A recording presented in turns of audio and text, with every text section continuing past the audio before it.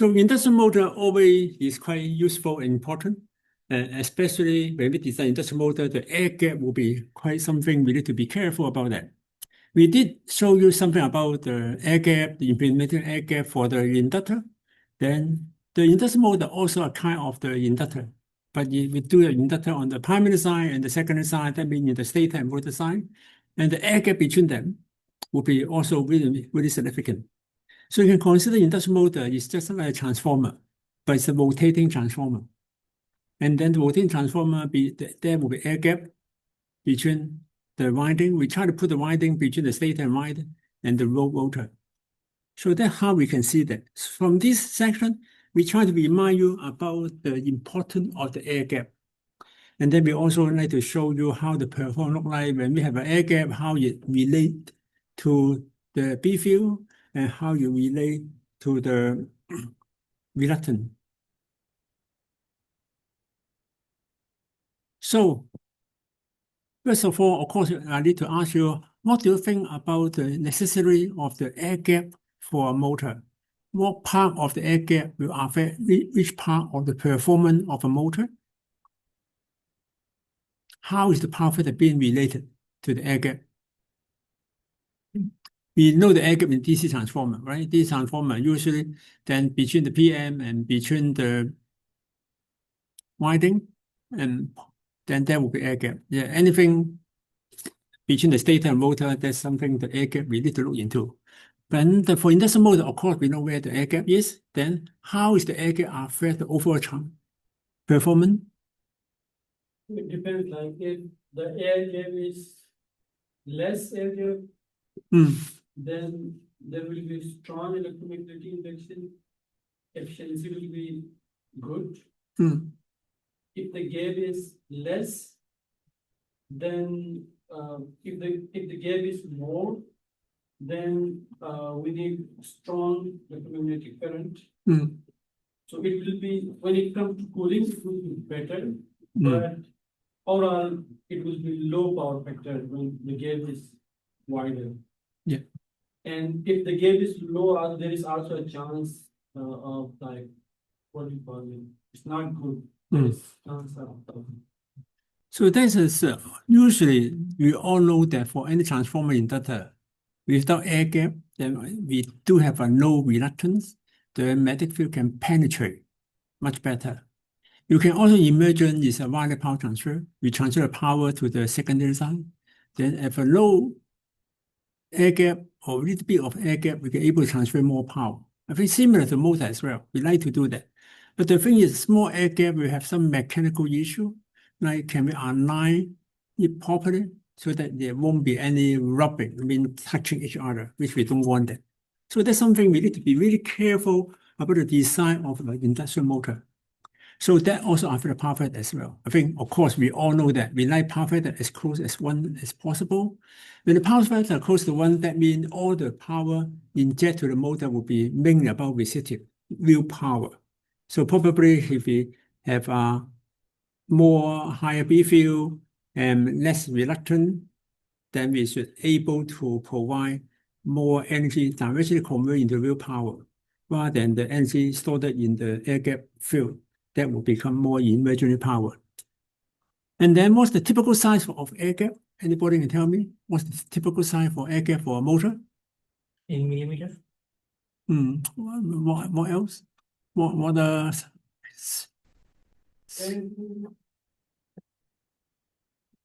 it should be more than 0.1, 0.2.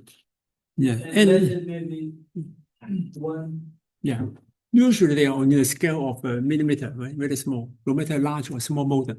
Of course, large motor air gap must be larger, right?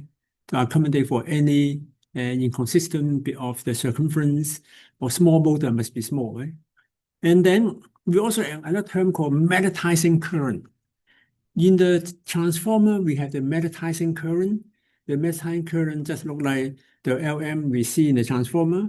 Then we do have some current pass through the magnetizing inductor, no matter it's under open circuit or short circuit.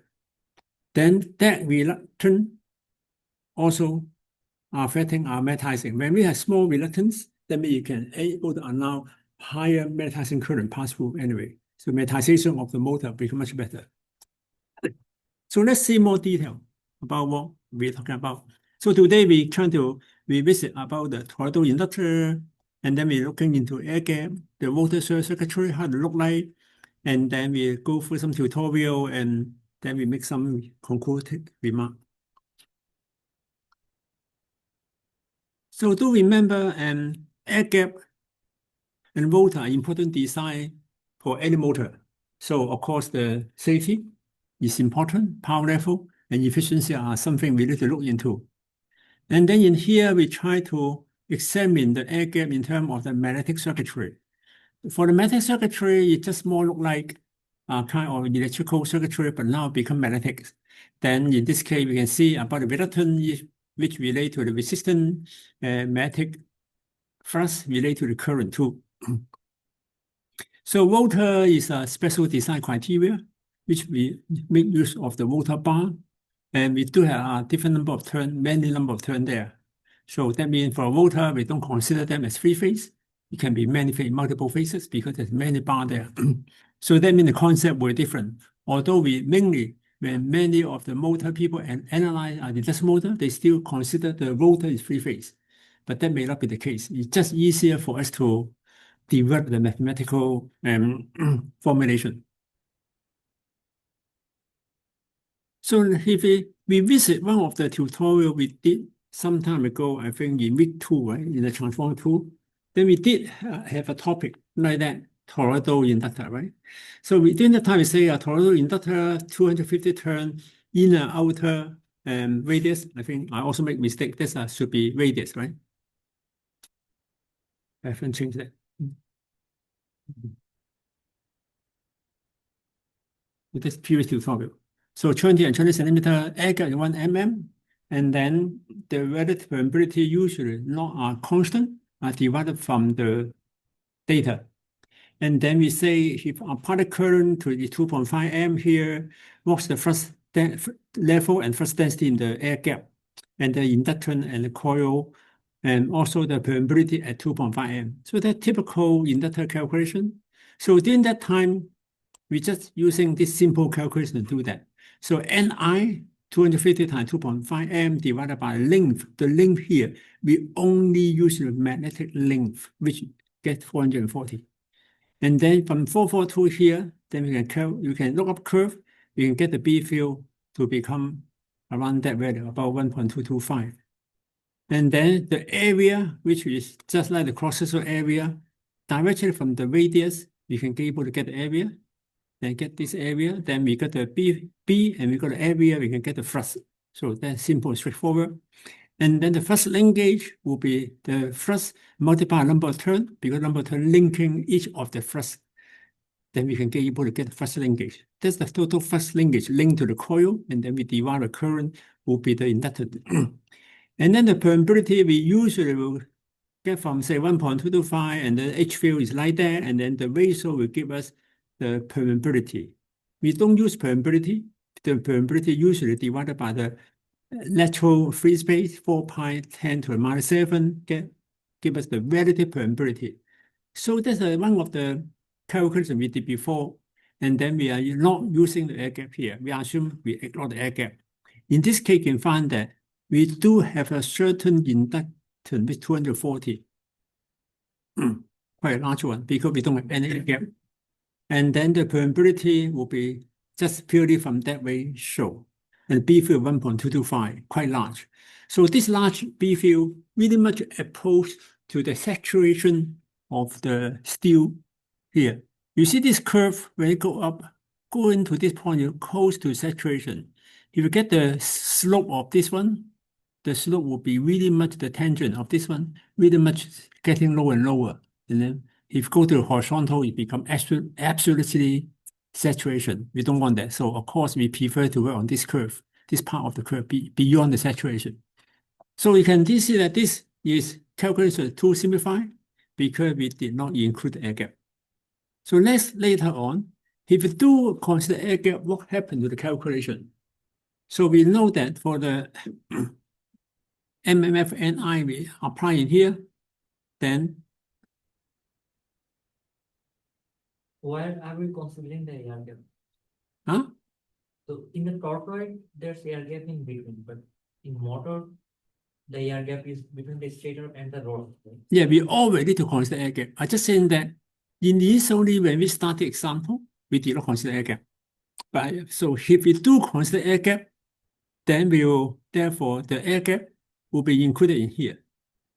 So that means the MMF here equal to divided two portions. One portion by the magnetic core and one portion divided by the air gap field here. So that means what we have here will become this expression.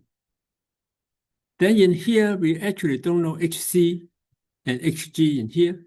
Then of course, then we need to think about, we need to use the curvature here to see what kind of the portion we have to use. Because this point, that point, and this point, they all will give us different kind of the mu R.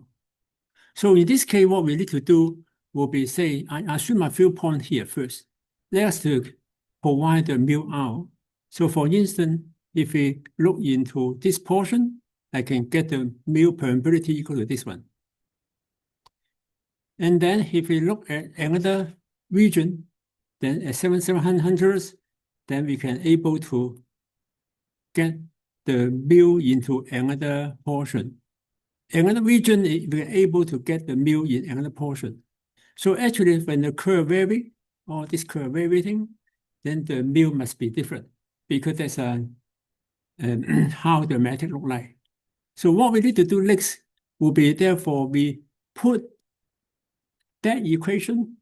We can therefore, the H here, I use the original formula here. The flux is the one we use. Flux divided by area will give us the B field. So the formula we can rewrite into this format. The MMI input, the number of turn, current, and the B field divided by the mu naught and mu R. So this mu R happen here. That's why I need to think about what kind of mu R I should use. Because for the pH curve there, the mu R is unknown, is very, very thin. So I just initially, I can just try and error, put a mu R here to examine about what kind of the permeability it should look like. So that's why we get this. I just thinking about, I think when we have air gap, the B field tend to be smaller. So what I can do is use lower portion of the curve to get the B field first, to get the mu out first. That will be more realistic. And then after a few kind of the iteration, you should be able to get the B field properly. So I use the lower portion of the curve, to get, and then initially you use this mu out. You can use any mu out to do it, but and then putting this mu out, you can get the B field to be 0.24. And then from the curve 0.24, then you from the curve 0.24, you can able. H is large, 700.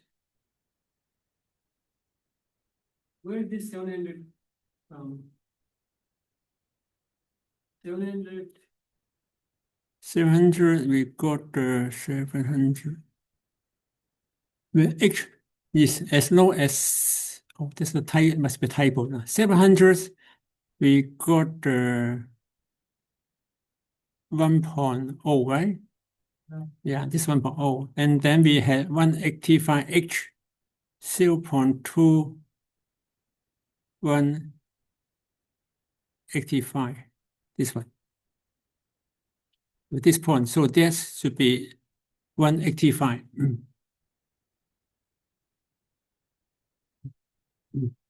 We have 185 in this point. We got 700 in this point. Oh. Yeah. Okay. Yeah. Yeah.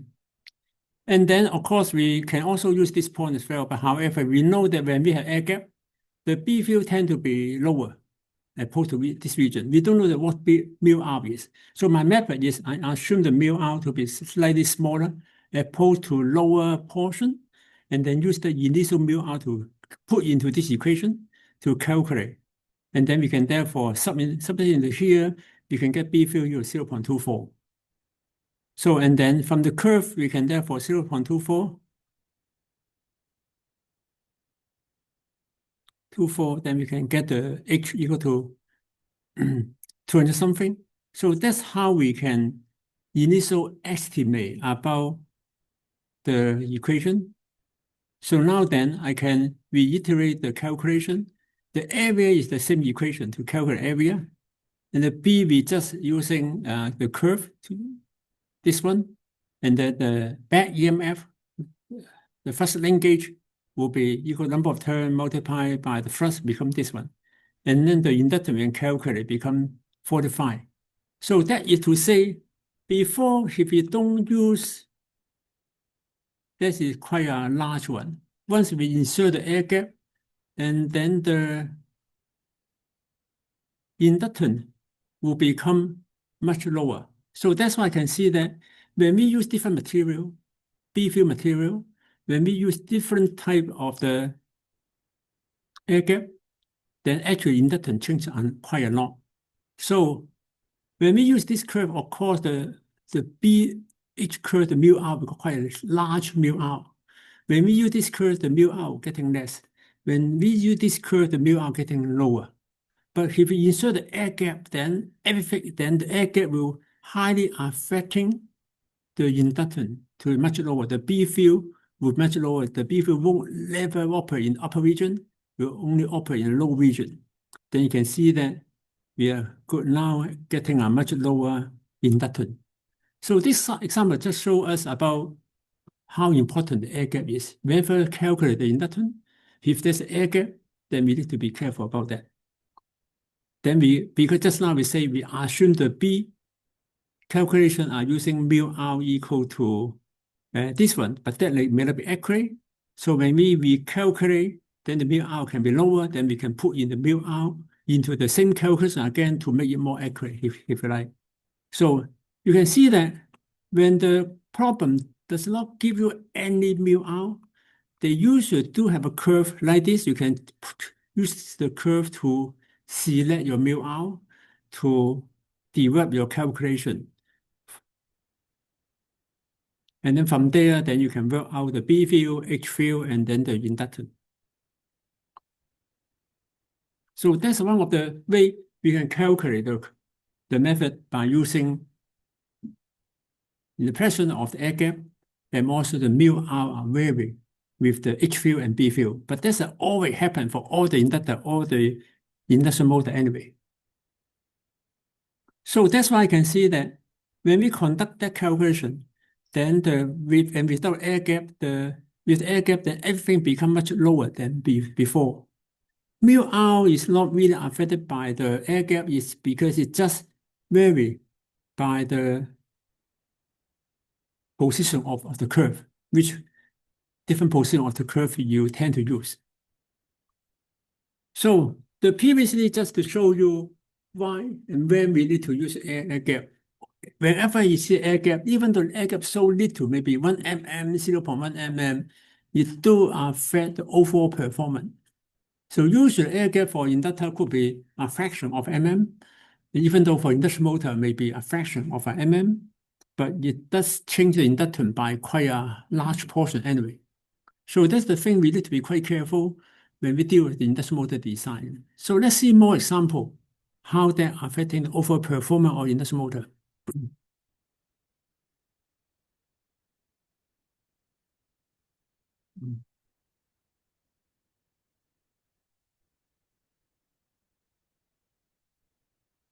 Okay. So as we know that the air gap is quite important area for induction motor design anyway. So that is to say, we tend to, for small motor, the air gap usually are quite small. For those tiny motor, handheld size motor, the air gap could be much less than 1 mm. But for large motor, like the big machine, then you can imagine the air gap could be 1 or 2 mm. So that's quite a typical one. So the air gap is a small space with a high impact on the overall efficiency, power, and the cost of the motor. So anybody can tell me how the magnetic field penetrate in the industrial motor? So we got the outside in stator, you got the rotor in the middle, and then how the field will look like inside the industrial motor. will the magnetic flux go through to the opposite, or where will the field go to? In here, you see magnetic field will actually form a loop. So the stator winding in the magnetic core will create the magnetization. Then the magnetic flux will from the stator core will go through the air gap, and then to reach the rotor core, and then return back. This must be a return path, and through the air gap back into the stator core. So what you can see here, if we got stator, and then we got the rotor here. Then between them is air gap. So the magnetic flux here will actually go for the air gap. It may not go to the opposite. It may go to depend on the pole pair. Then it come back in here to form a magnetic loop. So that's how the field should look like. For instance, when you have a 4-pole machine north south, then you got a rotor in here. So the flux actually go through in here, right? But of course, when you have 2-pole machine, the flux will just go through here. So that means when you have more high number of poles, the B field actually go through a shortest path rather than go through the opposite path. But anyway, all this field will have at least pass through 2 air gap. So this air gap will just look like a magnetic resistance or so-called the reluctance, and it's actually a dominant, the big portion. From the previous calculation, you see that the reluctance actually quite high, really large value as compared to the magnetic core reluctance. Magnetic reluctance are conducting magnetic, so the reluctance or so-called resistance are really low. But the air gap, they not a magnetic conductor, their resistance or reluctance are really large. So in here, you can see that if you look into induction motor, then many textbooks, you can see that they are trying to use a T model to represent induction motor. So that you would primarily one like R1, maybe X1, R2, X2, and then we have magnetizing. So we got the testing for this induction motor is the same as testing a transformer. So we do have a magnetizing current go through the motor, although this magnetizing current does not really exist in a motor because it's just a kind of the mathematical model. You can see the current go through the stator. We can also measure the current in the rotor. So in the rotor, you can measure this current. You can also measure the current in the stator by using certain current sensor, but we cannot measure the magnetizing current. The magnetizing current does not exist because there's no physical magnetizing inductance you can insert a current probe for the measurement. So this magnetizing current are mainly a kind of the modeling method. When you model an induction motor, it do become a T model. From the T model, you can therefore to see what kind of inductance it is. So that inductance more look like a primary side of the inductor. And then after we remove its leakage, then become the leakage, it become the magnetizing inductance. So that means, I think you also learn about the open circuitry or short circuit structure for induction motor. That was the same as a transformer. So in this case, whenever we excite the motor, then we usually have a kind of a magnetizing current to penetrate, to go through the motor. We don't measure it, but we can calculate the magnetizing current to see how the magnetization of the motor look like.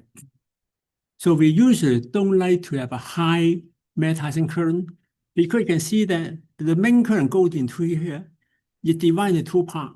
One is to go to magnetizing current, one is to go to rotor current. Then we prefer the more rotor current to deliver to the output because rotor current actually contribute to the output torque. The magnetizing current just provide us the magnetization, the energized coupling between the stator and rotor. So we do need to have magnetizing current, but we don't want it to be too large. I just want it to be just small percentage as compared to the main current. That design is similar to when we design any transformer. Transformer also have magnetizing current, Lm. The M more look like the primary side inductance. After we extract the leakage inductor there. So that means the air gap is just look like we try to push our flux through a small region, make sure the flux, like the water, can able to pass through the air gap to the next region.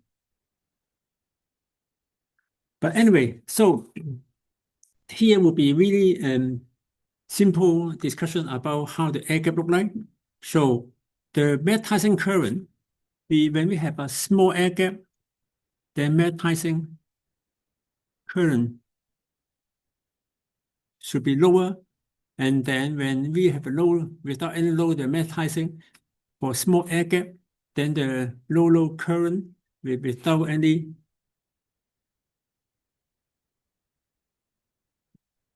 the low current should be also quite low. We also have something called a power factor. When we have a small air gap, that means the magnetizing current will be larger.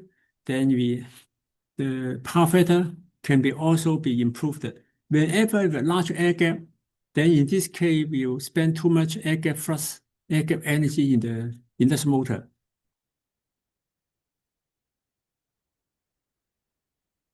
So that gives us an overall picture for our air gap. So bear in mind that there's a few items, including the harmonic and the losses. Then you can see that the difference between large air gap and small air gap are about the power losses. You see, when we have a small air gap, the motor will have a high magnetic flux. Some motor, if you have too high magnetic flux, it may risk with the saturation. Once the motor becomes saturation, the mu out become not high slope, become more flat. So in this case, then the current draw from the motor will become much larger. Because the magnetizing inductance becomes small, that will draw high current from the main. So that means a good portion of the current instead go to the rotor, but will go to the magnetizing. So in this case, the losses could become higher. And then when the current go into magnetizing, then you create another losses, but that loss is not the main current. The main current is now passing through the stator and rotor.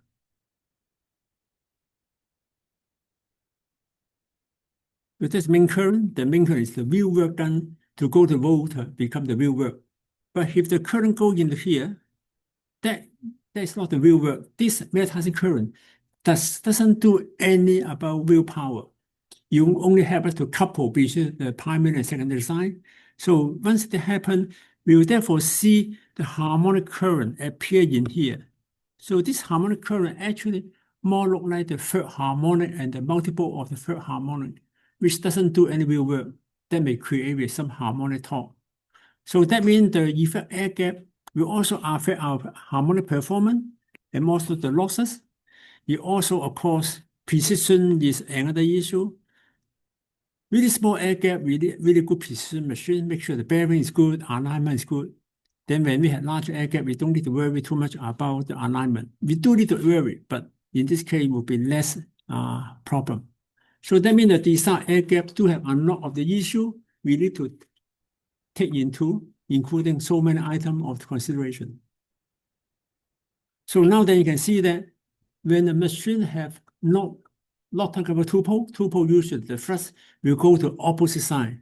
But however, for high number of poles, then we tend to go to its adjacent pole to complete the magnetic loop. So like in here, then the field can just go through this shorter part rather than go to the opposite. Because of this one, when the machine is not using two-pole, high number of poles, because the flux usually will go through like this. So the center here, we don't need to put any ferrite, don't need to put any iron material. Then in this case, you can reduce the cost, reduce the magnetization, because the flux don't need to go through the center. Only the two-pole machine, the flux will go through the center, right? And then if in this case, since the flux channel in such a way, then the center here, we can just eliminate its existence. using other material, lighter material to replace them. Because mainly this area are affecting the reluctance, how the metallization go through. So that means all the fuel tend to go through in this way. You don't need to go through in such a way.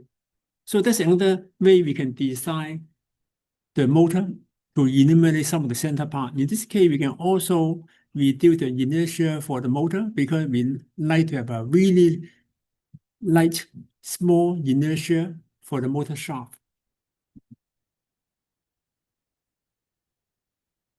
So for the performance, then the small air gap will therefore, we need to think about how to design air gaps, have a compromise between metallizing current and also the power factor. And for the large air gap, then of course, then we can prevent the rubbing, because in this case, we don't need to worry about collision between the primary side and the secondary side. And also even those thermal expansion, you see when a motor rotating, thermal expansion, especially for metal, will be quite large. So in this case, the air gap will be also a problem when a motor running, getting hotter. Sometimes we can see here the cracking noise, then that will be a main problem. For in this motor, the cracking are mainly due to the state of the motor, they're all metal. But however, for some of the machine like PM motor, then the cracking may due to the rotating part and also the permanent magnet. You see the permanent magnet are really brittle. Nowadays, when we use the permanent magnet, they are just like ceramic inside. When we touch it, crack them, you just get loose and also may be broken into pieces. So that's not very good for the PM development. So that means for large, so the compromise between the air gap will be important. So that's why we say compromisation between the efficiency, cost, and power factor, and the mechanical safety. And also for the air gap, then we need to compromise for the metallization current design. The metallization design is quite important area. And because you all not yet go to the motor design yet, so we do not have time to talk about how to design the metallization for motor. Then there's something we need to make compromise, how much metallization we need to use for what kind of motor and what kind of air gap. And the power factor also important. Usually for most of the industrial motor, especially between full load and light load, full load, we tend to have power factor close to 0.85, maybe could be slightly higher. At light load, the motor can go down to 0.6 and even lower. So we try to always promote the air gap in order to ensure that the power factor can be higher. So how we can design the motor to become higher power factor is mainly depend, great portion depend on the air gap. You see, when we have small air gap, too much current go to metallizing. Then metallizing is not doing the real power. Metallizing only doing the emergent power. Then of course the air gap, of course the power factor will getting lower. Then if we have a large metallizing inductance, then the metallizing current becomes smaller. In this case, we can improve the power factor. So there's a many correlation between all these parameters, how we design air gap, metallizing inductance, power factor. So that's why they all become quite an important design criteria. So about the efficiency, so a small gap can therefore reduce the core loss. You see the core loss are mainly proportional to the B field. So if we do an air gap, we can confine the B field not to be too large. The B field is too large, then core loss also become quite large. So that's why commonly when the power electronic people design the inductor, we usually put an air gap there in order to make sure the B field is not go to too high. We can reduce the core losses. So if you develop your motor or transformer, you find that it's too hot, then probably then you go to too much power losses, and then you may have too much losses. So in order to reduce that, then you need to put some air gap. But of course, put the air gap, if that turn becomes smaller, then the transformer turn ratio, primary and secondary, may not highly relate to the number of turn ratio because metallization become lower. So that's also a kind of compromise between them. So air gap is a safety concern. So highly relate to the water dynamic and also manufacturing tolerance.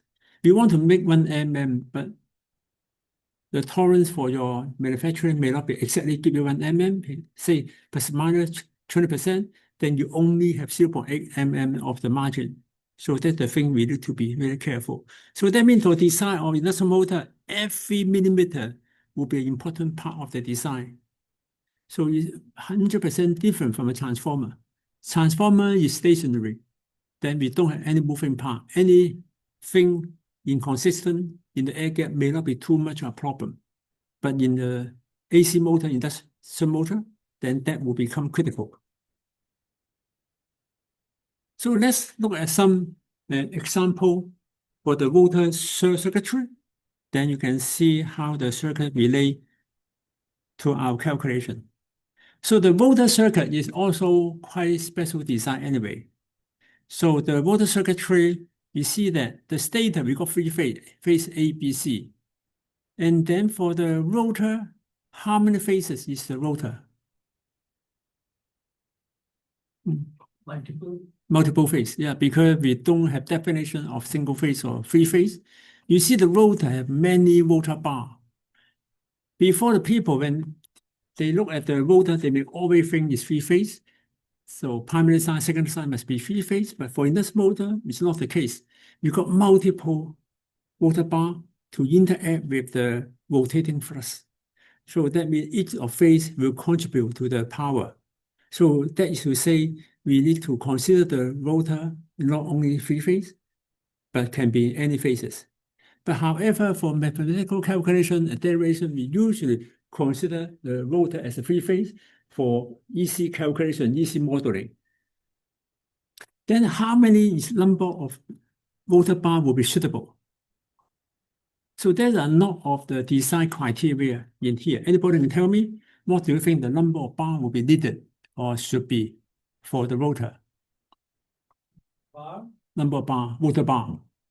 You see a squirrel cage, there's a number of bar there. How many number of bar should be there in the rotor? And normally, last time we were using 6 pole, like 2 pole nuts. Mostly you said we use 6. So if we see that, then it's quite a lot, like above 50, 60. Yeah, quite a big number. You can see from here, we use a quite large one. For 2-pole motor, then the number will be between 15 to 30. 4-pole will be 28 to 48. So quite a large number, but anyway. But however, not all the number is feasible. The number of the rotor bar is highly related to a number of design criteria, although there's no absolute equation to tell you. But sometimes we do have some kind of the design requirement. We try not to make the number bar become a multiple of number pole, direct multiple. For instance, 22 divided by 2 become 11. That will be a good design. We try to make odd number. And then 30 divided by 2 will be 15. We try not to make this one become even multiple. Because sometimes when we have even multiple for the rotor design, you end up with some design issue, including so-called stall. Sometimes the motor cannot able to start properly. There's a positional torque and also some kind of cocking torque. Cocking, that means when the motor rotational part is just not try to move, become hindered by 2 forces of attraction and repulsive force. So there's some scenario will be like that because each bar will therefore produce you with certain torque by its adjacent rotating magnetic field. So that means the number of bar, each one will contribute to the magnetic field and also magnetic torque. If the number is in certain ratio, you cause the total force add together is not able to rotate the motor. So that's why this topic is quite a detailed and long description. It's not able to cover in here, but we'll just tell you a basic principle. We'll be trying to make it an even multiple of the number of pole to avoid any special harmonic and cocking. Of course, there will be some other method that can eliminate this problem. And then again, we need to say that the rotor is not three phase because we really doesn't look like three phase. If we also the number of bar we tend to make an even number rather than odd number, so it's not a multiple of 3 anyway. So, but of course, you can make it 36 bar, they make it more look like a three-phase anyway. But we never think about the rotor is actually a three-phase system. Then you may think about in the modeling of induction motor, there will be star connection and delta connection in the stator. Stator, of course, we do have star and delta connection. When we start a motor, we use star, and then when we have go to the steady state, we change the connection into delta. There's also this range of the connection. Then for the rotor, because it's just all the bar connected, we can't really think they are star connection. Strictly speaking, they are never can be star connection because they don't have any center point in premium. When you have all the bar are parallel to each other, we can say a kind of parallel connection, more look like a delta, but not a strictly delta, but it's a kind of special parallel connection. So, but never has a star connection because all the bar have end ring to short circuit together. All the motor current only circulate between the bar and also the end ring. So we also need to show you what's the meaning of the caulking. We did hear about the caulking for motor for quite some time. Yeah, we usually when we look into any research paper or the design material, they say we try to design a motor to avoid the caulking. So the caulking is mean the tendency of the rotor to lock in its own special position. So when you, even though when you turn my hand, is not able to turn properly at that particular position, it more look like some bumping appear, not smooth. When you have good motor, you usually can able to smoothly rotate without any kind of caulking in all around 360 degrees. So the caulking is something related to the caulking torque. Somewhere we can able to calculate or examine about the caulking torque. So it is kind of the special magnetic attraction between the iron, motor iron, and also stator teeth. We do are not the stator teeth. Whenever we have the slot, we have the teeth, right? And then the rotor rotation, how it rotate, we tend to go to lowest reluctance, rotate to that particular point. Then somehow, when it stay in the lowest reluctance, you may not have sufficient force to make the rotor to go away from the lower reluctance. You just stay there. You may energize it, move a little bit, and then you may return. So this is kind of the unstable position will cause this kind of caulking. It's just like stay in certain position, try to stay in lowest reluctance, and that's it. And then you move it, you move a little bit, and then return. And so it's just caulking in this kind of manner. It's a kind of unstable position. You can always can change it. But if a motor like that, when rotate, you have caulking in certain angle, it's no good for the motor stability. So this especially happen when we starting the motor. You see when motor running really, really fast, of course, its inertia can overcome the caulking. But only when it rotates very slowly, when certain teeth are matching, then it's a kind of the go into low reluctant part, you just stay there. And then you need more force for it to go away from that caulking position. So whenever we hear that, then we can hear some noise, caulking noise, this kind of noise, and also more vibration. And motor rotates smoothly rotate. But when you have the caulking, then you go to that caulking position, just stay there for a little bit or more nanosecond, then you go to the next position. So especially in light low mode, when the motor is starting, it causes the caulking. So after we introduce that criteria, next criteria we need to tell you about the rotor schooling. You see, when we sketch the curve, we're using the rotor bar highly horizontal in parallel with the axle. But we also found that we can't do that. Because and in many motor design, we tend to make the rotor bar not exactly parallel with the axle, but is one step further. So this one not go to here, but go to one bar ahead of it. So it looks like all the rotor bar is not parallel to the axle, but instead it will be so-called the screwing. So anybody tell me why we don't need the motor bar exactly parallel to the axle? Do you think 90 angle interaction between magnetic field and the conductor will be maximum power? That's according to the Lorentz force, right?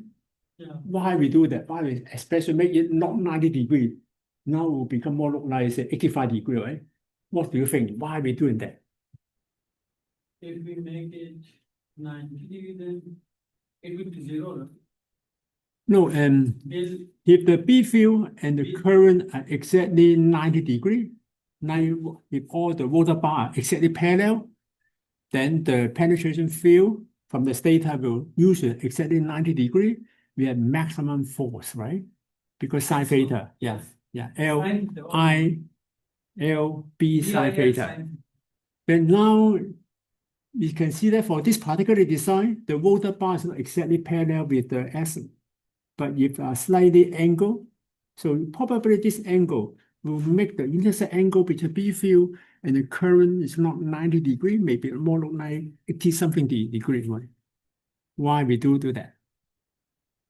To prevent fogging, Yes. reduce space on the bar. One thing is mainly trying to reduce the potential caulking. Because caulking is due to certain condition, then rotate to certain position, certainly you can't get away from that low reluctance in some imperfect design or maybe some certain harmonic number for the rotor bar. For instance, the rotor bar as a ratio to the number of poles is an even multiple. That would create a kind of the caulking phenomenon or could be some harmonic phenomenon. So this kind of imbalance, if you also make the rotor to exactly parallel to the axle, then in this case, once we go in the caulking, we never can get away from it. But however, if the motor become unsymmetrical, like in this case, in the screwing, then we are able to make the force experienced by all the bar here in equal. So in this case, you can able to get away from any caulking. So that's a kind of design have been used empirically by many industrial motor designers. We introduce this kind of the screwing, intentionally make an angle for the rotor bar relate to the shaft. So make sure that we are not just simple directly parallel, but make it unevenly balanced to get away from any harmonic and caulking issue.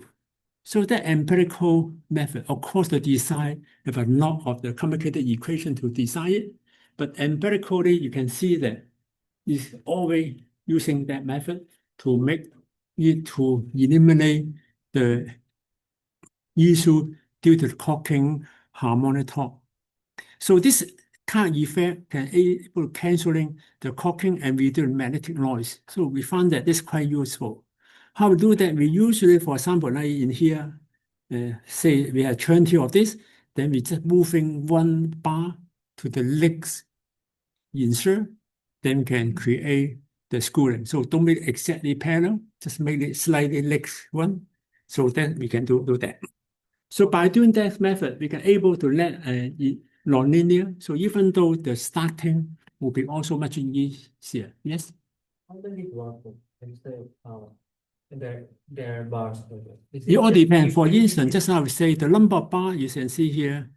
For turbo machine can be 22 to 15 to 30. It's like this. Yeah, so you have M pin in here, pedal bar here. The pedal bar will go to opposite one. But if you make the pedal bar not to right opposite one, the next one, yeah. Then you're able to make the screw. Very, very simple and easy to look into that. So in this case, we can able to cancel out this kind of cocking effect, can eliminate some magnetic noise, and sometimes easier for us to start the motor. You can see that a motor, stator and rotor, when they sometimes rest or start in certain position, the magnetic force not able to create the possible way to start the initial rotation. Sometimes we have some magnetic locking in certain position, which due to the design imperfect. But using this cooling, then we also instill the imperfect in here, make the force sometimes able to start the motor much easier. So that's a kind of the design not due to the maximum power, we can look into that.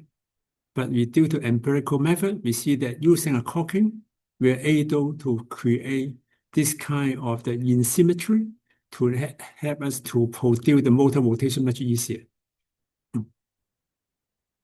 And this in here, I introduce you a few terms, like what's the meaning of the schooling for the motor design, which is you can see in here, and also what's the meaning for the clocking.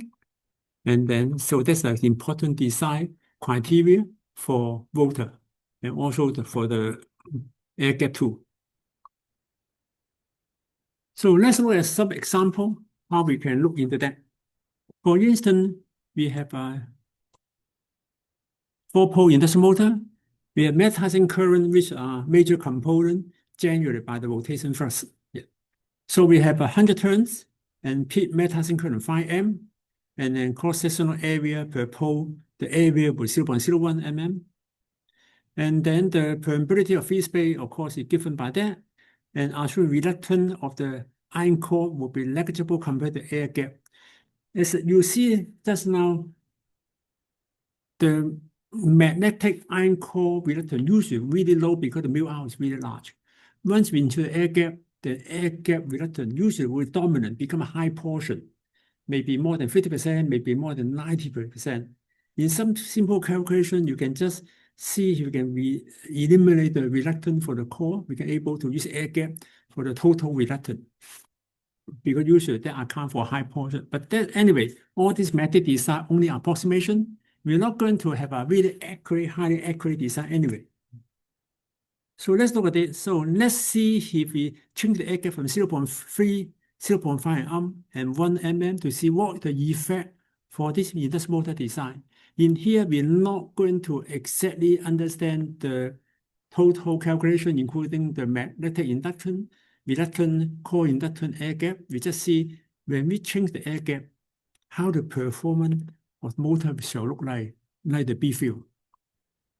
So first of all, we see about the MMF. MMF will be the number of turn times the magnetizing current that is inside the magnetizing inductance. So 100 turn times 5 So 5 magnetizing current. So this magnetizing current is not equal to input current. It's only equal to the LM current. So that's our kind of imaginary current. More approximately, we can know under the open circuitry, the input current are really much close to the magnetizing current, but they are not exactly equal. So again, magnetizing current cannot be measured. It's only a kind of the modeling current. So assume we got magnetizing current. So the total magnetizing MMF equal to 500 M turn. Then we can see that we got air gap. You see air gap are based on mu0 and area. So we firstly calculate mu0 and A first. So because reluctance equal to the length of gap divided by the mu0 A. So now we have 4 pi 10 to the minus 7 times 0.01. Because we say in here, the area somewhere we say 0.01 area. Each pole has 0.01. So that means we have this mu0 A. For air gap 0.3, 0.5, and 1, we're just using the air gap length divided by mu0 A. So each of them, we can therefore work out the reluctance for each case. Obviously, 0.3 compared to 1.0, then the air gap length are proportional to amount of the reluctance. So the next thing will be to say, we got 4-pole machine. This MMF created by the magnetizing. Then we'll go through 2 air gap And the reluctance for one complete path will be 2 reluctant. Every time there's an automatic force, it to pass through 2 air gap anyway. So totally that will be 2 reluctant. So that means the MF we divide by 2 reluctant will give you the B field, the flux in each of the case. So it's simple magnetic circuitry. So you can see that then for each case, then the flux level are changed quite a lot. I think in a way will be inversely proportional to the length. So that's a reasonable. So, but however, for motor design, you can see that such a big difference in the magnetic flux or the B field will change so much for the magnetic force calculation and also power level for the motor. So you can the B field level or the flux level 0.01 compared to 0.03, nearly 3 times. Of course, the magnetic power for the motor will also different by nearly 3 times. So that's the thing concern us about how important the B field design will shall look like. And then we can calculate about the B field. Then this one is 0.6, 0.3. So now then, if you look at this free design of the motor, you can see that 1 mm is okay, 0.3, really comfortable for the magnetic material. And then for 0.3, we found the B field really large, 1.04.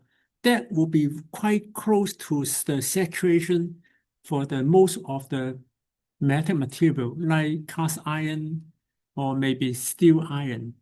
Because most of the iron material, the saturation are close to 1, maybe 1.1, not too much. So when we design motor close to this one, no, then we don't like a motor go to saturation. So that means air gap 0.3 is good, but it may a little bit stretch on its B field capability. So in here you can see that the changes from 0.5 to 1 are different by nearly half of the issues. Right? Exactly will be 40%. So that's why I can see that the effect for air gap design for motor with something we do need to be quite careful on that. So the overall comment will be, you can see that the small air gap 0.3 will be reasonably designed. Supposedly, we will have a low metasync current and then high efficiency, and we have the power factor also can be improved, but however, the issue will be precision will be a big thing. We need to understand how to do it properly. And also due to thermal expansion, 0.33 is really, really small. In case any small thermal expansion, you end up with a big issue. You see they are all metal. So thermal expansion is quite a big thing for them. Large air gap 1 mm will be a thing of lower risk of the rubbering. And then harmonic losses, everything will do have a kind of the protection. But of course, once we do that, then we have low magnetic flux, the overall power factor, everything will become poor, which you don't quite like. And again, the saturation. 1 is quite close to the saturation point of the most magnetic material. Some steel, the maximum will be 1.8. You can see that in the previous case, you see like this curve. The steel will go to this is saturation. This part of the curve, you don't like to do that because the tangent, the mu out of this curve is really flat. So that means the AC flux go to here. We do have problem because the permeability for the AC inductance is really poor. And then we usually like to work on this curve because the mu out is much larger, it's no saturation. This region is good, this region is good, anything related to this region. So you can see that the steel will be saturation roughly 1.4. And then if you use the cast iron, it will be 7.2 cast steel, this one, and cast iron 0.4. So anything if you have the B field close to 1 or beyond 1 is something we don't quite like to see that.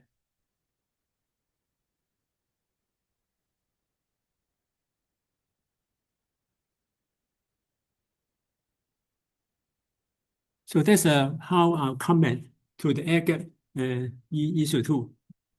So next tutorial we later show will be, let's see a different power level of the motor. We now try to do some calculation for 0.5 mm, 4-pole motor three phase. the parameter given will be this one, and the stator core is a more cylindrical one.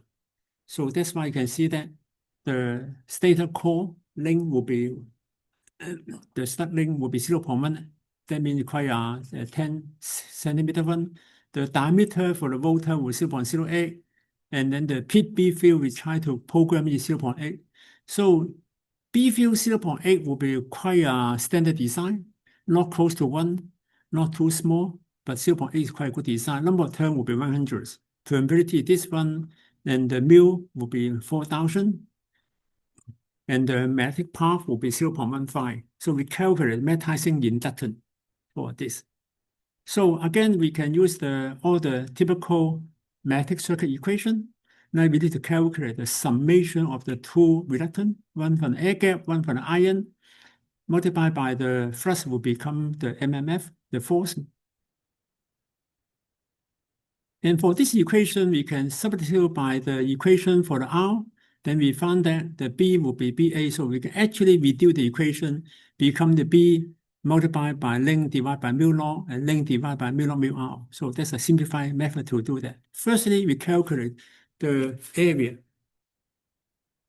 So for four-pole machine, it's more look like a cylinder. So pi diameter give the circumference, times the length will be cylindrical area. Yeah. Because we got 4 parts there, 4 poles, so we divide by 4. Each one will contribute to this area. And the B field, got B field in here. So for that B field, each will are called the 4 area. Each area will have this kind of the B field on its own. Then we have the reluctance here. The reluctance for each of air gap, iron core, we calculate its own reluctance here.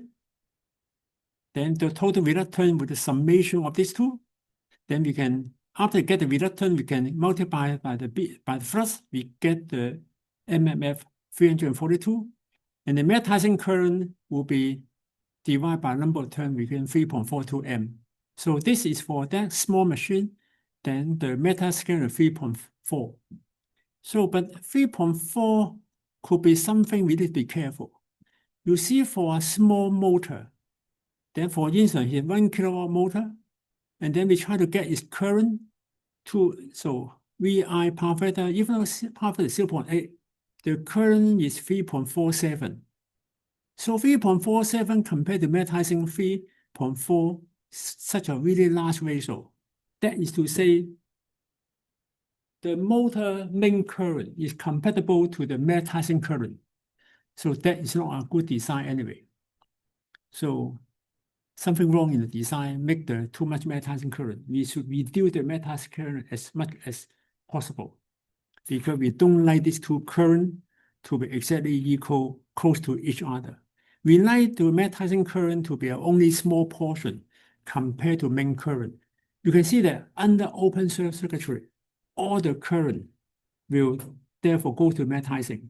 But when we in the full load, then we believe all the current will go to the output. However, half portion of the current also go to magnetizing. It's wasting the energy. So that means this design is not good for the magnetizing calculation. So we do have another design for the high power motor. When we have 100 kW, we'll go through them in more detail. So presumably we can use the same kind of B field, 0.8. That is typical B field for it. And then the mu R will be the same. And then we can use the same kind of calculation. That's previously it was 100 times, right? Yeah, now you talk about much higher power motor, 100 kW. And then the length becomes 0.5, much bigger, before 0.1. But now become bigger motor. Then with the start length will be 0.5. The diameter will be 0.3 before we have much lower. Before 0.1. Before we had diameter 0.08. Currents also be reduced. But, yeah. Once we use such a big motor, then obviously when we using this bigger parameter to calculate magnetizing, we believe later on when we calculate magnetizing with much larger magnetizing, and then the magnetizing current will become much lower. We can go through the calculation in next lecture, but in here you can see that the magnetizing current will be 7.6. And then the power level will be 100 kW. The ratio of 100 kW current 300 amp, only 2.4%. So that is to say for large motor, usually magnetizing current can only be just a few percent, less than 5% is the best, 2% is the good one. So that's the motor design. You can see that air gap actually affecting overall performance. We don't have too much time to cover it, but we can just to tell you a simple example how we design the air gap of the motor. Then air gap affect the magnetizing current, affect the magnetizing inductance. We would like to, the formal design will be the magnetizing current portion must be low percentage, just a few percent is the best. And then if you see a small motor, if you go to nearly 198%, it's not good design, poor design anyway. We don't like that. So that's what we're trying to say in here. Okay, then so tonight I will submit the homework free, so try to finish between next 10 days. Yeah. Any questions? No? Okay. Okay, see you then. Yes. I missed the abstract, so can I submit that? Oh, you can submit, yeah. Okay. I'm not quite sure. I put a due date for that. Due date is the 19th September. Is this still there? You can still submit. Okay, If you can still submit, do submit. If you cannot submit, let me know. I will change the due date to maybe later on. You can enable you to submit. Okay. Okay. Thank you then. Sorry, Mr. I just think I just select. That's okay. It's not 100% important, but we do like to